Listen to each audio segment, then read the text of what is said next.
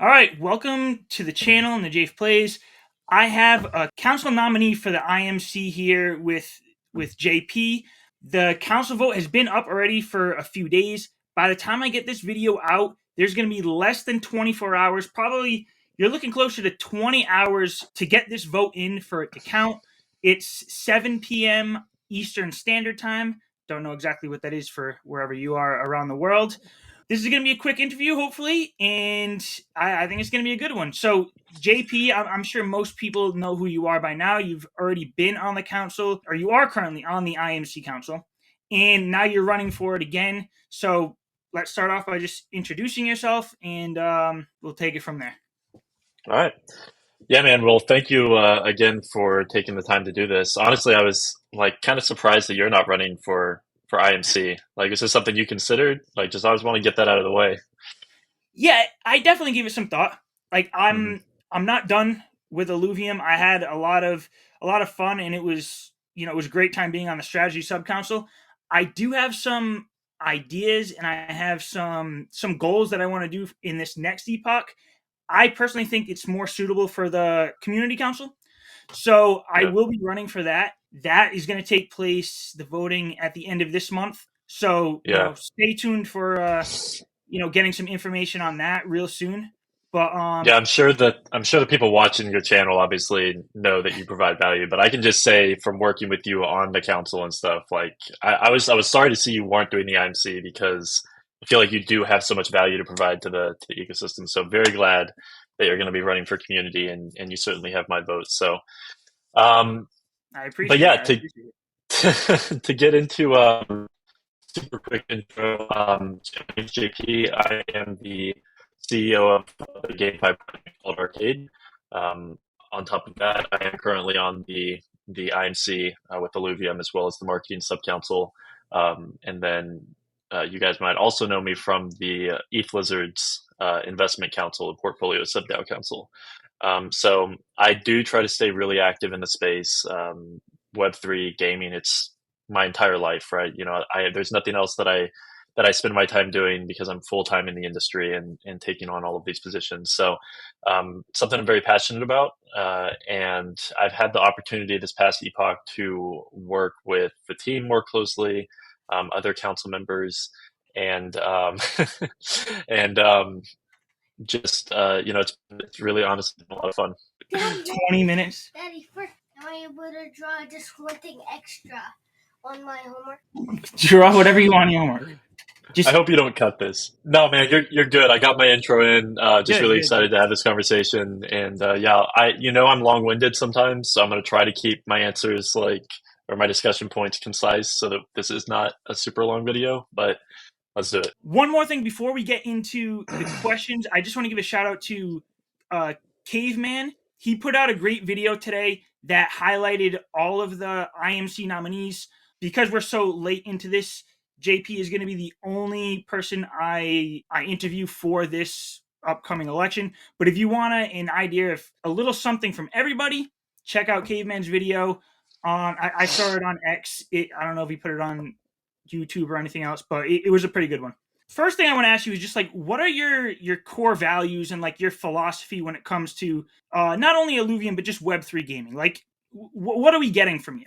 Yeah. So, I am very driven by the idea of having ownership of the things that you purchase. That's really why I got into Web3 in the first place. Is that I come from a background of gaming, like a lot of us do, and it's frustrating to spend so much money on games or in-game, playable assets or whatever, and not have ownership of those and not be able to recoup some of that. So I've been in crypto for about a decade, nearly a decade now.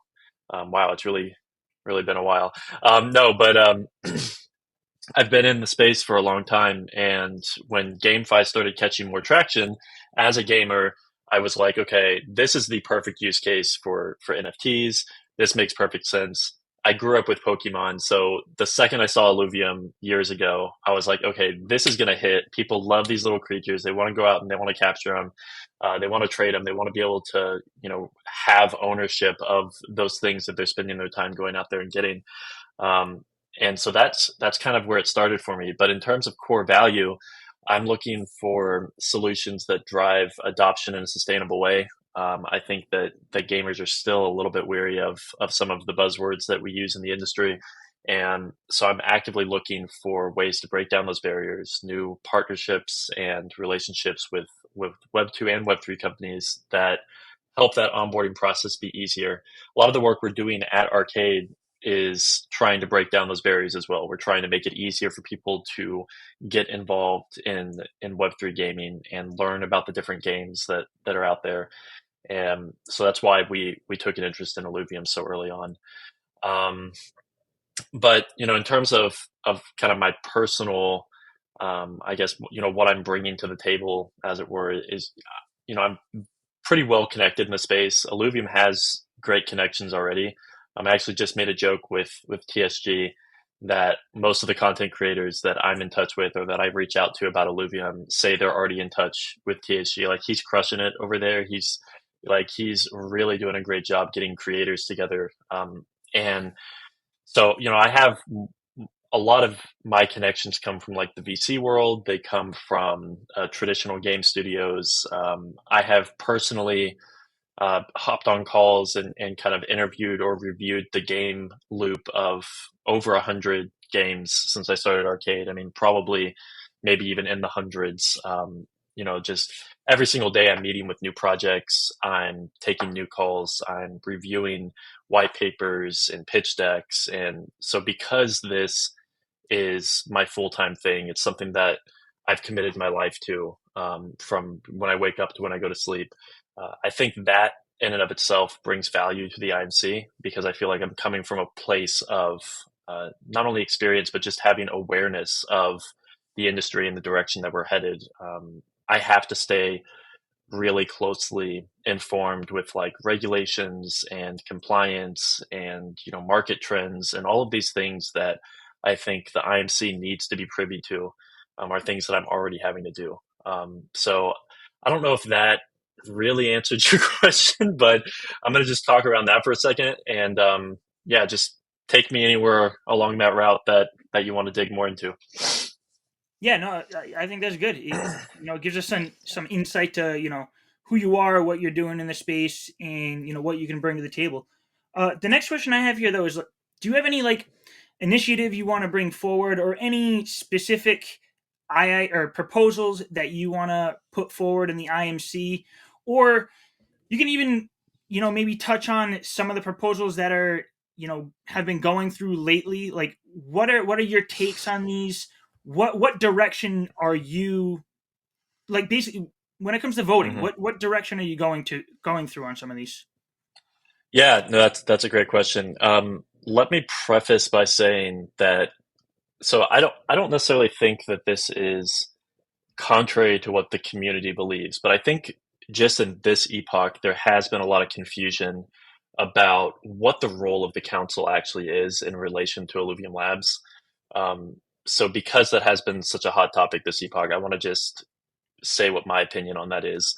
Um, I think there's some confusion that the council is like formally an extension of the team and responsible for doing a lot of the work. And while that is helpful in some cases to be able to put forth ideas and like the granularity of what it should look like and stuff, I think that we learned a hard lesson from the Wave 2 Illuvitar pricing where we got too granular, right? Like we were trying to make decisions based on information that we didn't really have at the time. We were trying to second guess the opinions of professionals that have been hired by Illuvium Labs to do something that they literally are trained to do, right? Like data analysis.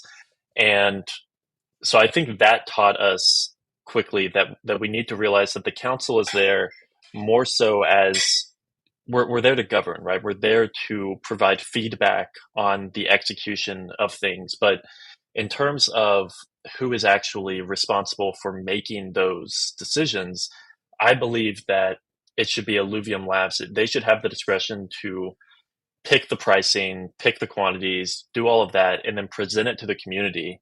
And I look at it more so as the council and the community has like a veto power to decisions that are made, right? If Lab says we want this pricing for Illuvatars, it's our place to come back and say, okay, we don't like that. Go back to the drawing board and figure something else out and get back to us, right? Not, okay, we don't like that, so we're going to do the math and decide like what we need to do on a governance level.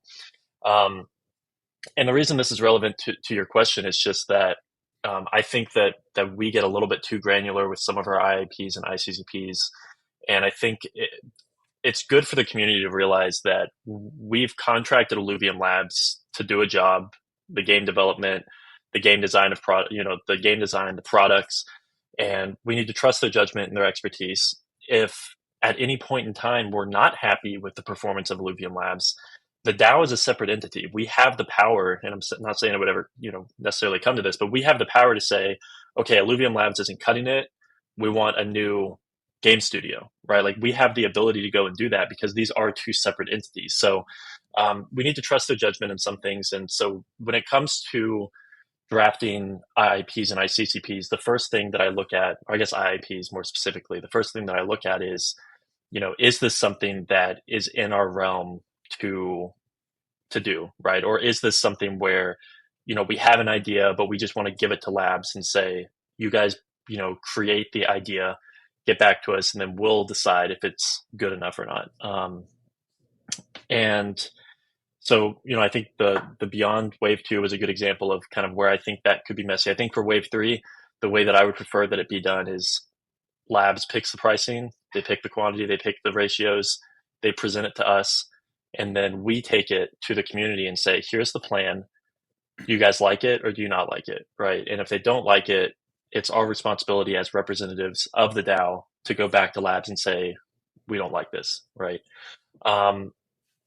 So that's kind of where I sit in terms of like governance in general. But in terms of some IIPs that we've had, so one that is in the chamber right now that I think is really nice is the game proposal IIP that Caveman's been working on, and I think that one's awesome. We've reviewed that together in the IMC for several weeks, and I think it's a very important step that will end up probably going through at the end of this epoch, maybe next, start of next epoch, but it's going to set the foundation by which the community can bring their ideas to the DAO and feel like they're being heard and have the opportunity to bring new things together. I know one thing that you were working on that I looked at over the epoch that I don't think we've gotten back to yet is the for basically like IP permissions for other studios and entities that want to work with us. So I think things like that are really important to start laying the foundation for.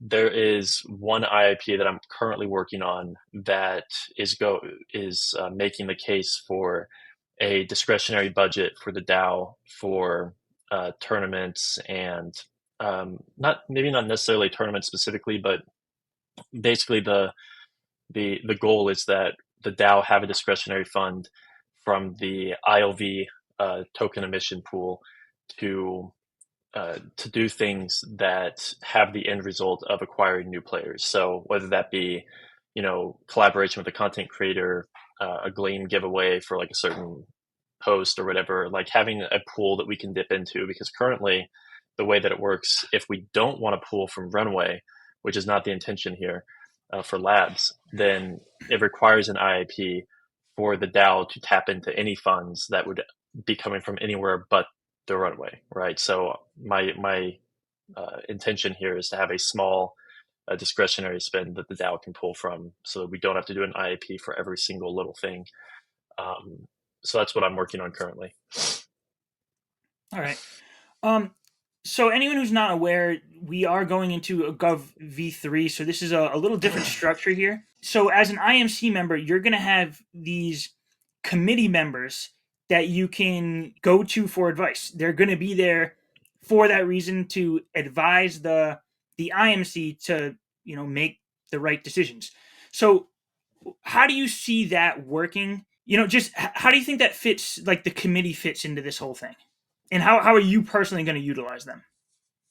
Yeah, that's a great question. So the intention of the committee model is to make it easier for industry leaders that feel like they might not have the time available to commit to a council position to still be able to attract those people in a meaningful way to where their knowledge, their connections can be beneficial to the DAO.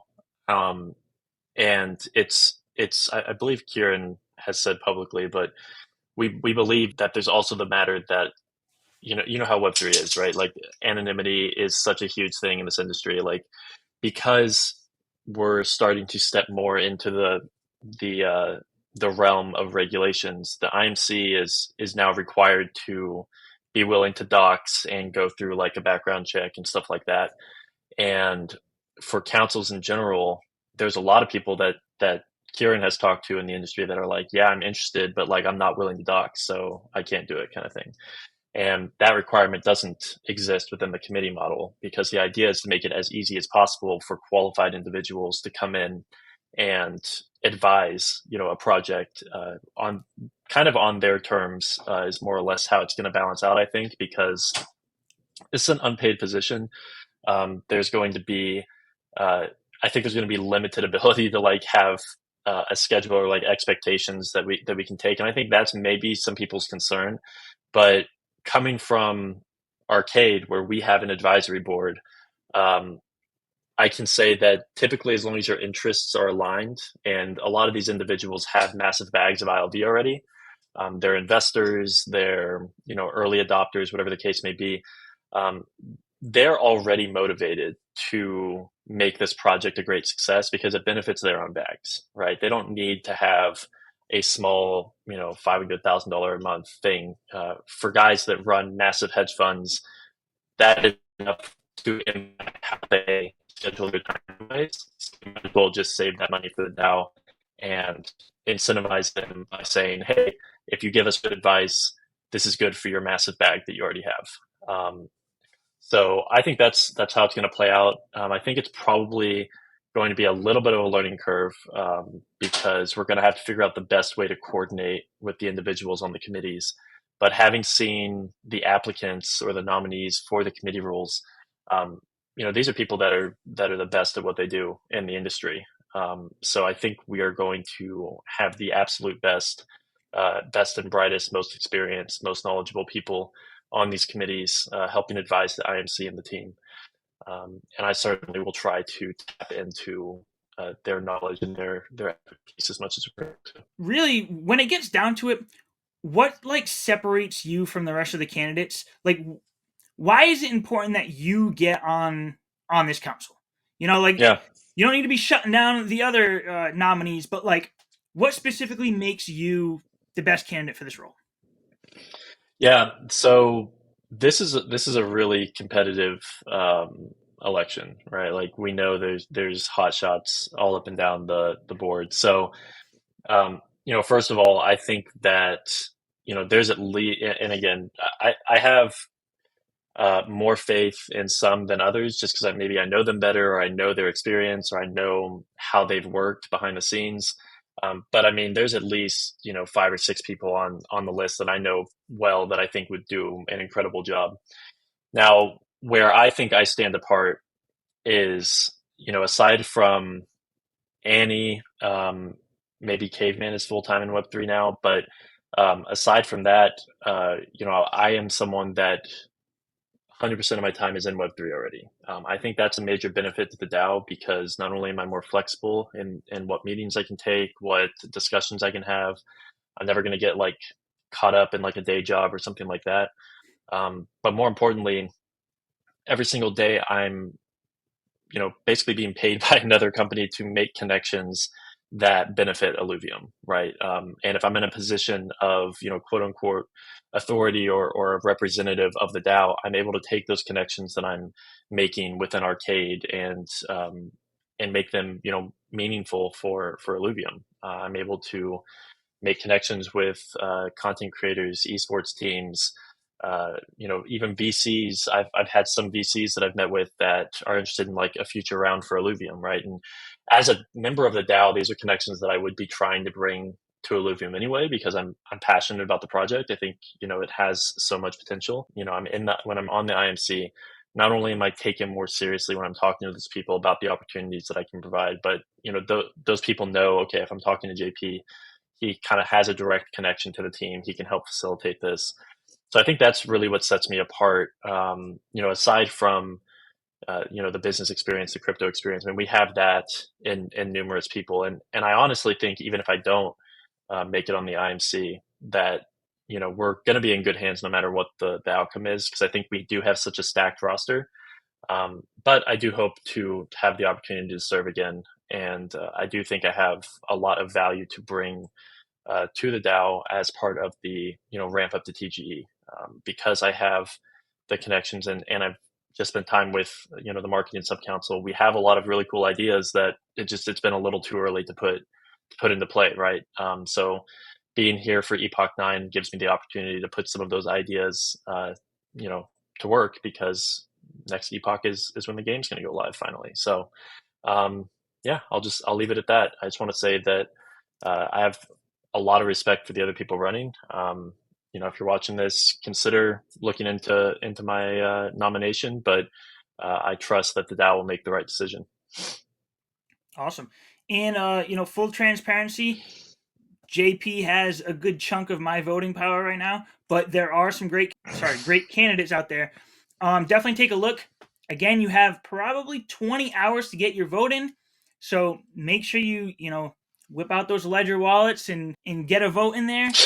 After this goes through, I'll be excited to see how the IMC nominates the committee members, and then later this month, like I said, we'll be looking into the community council, and you'll be seeing some videos on that as well. Good luck, JP. Any final words?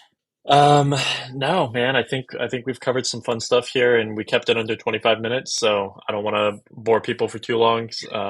But yeah, just really appreciate everyone that took the time to watch this. I guess one last thing would just be, I'm in the Discord, I'm on Twitter. Message me if you want to connect, right? Like if you're watching this, you're like, okay, I think he has some good ideas, but like I have a question about this, or what he feels, how he feels about that. Send me a message. I'm very reachable. My door is always open and I respond very quickly. So reach out to me and happy to discuss. I'll leave those links in the description below there for your stuff. Awesome.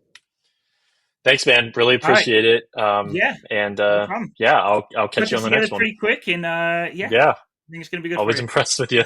Yeah. See you, man. All right. Catch you later.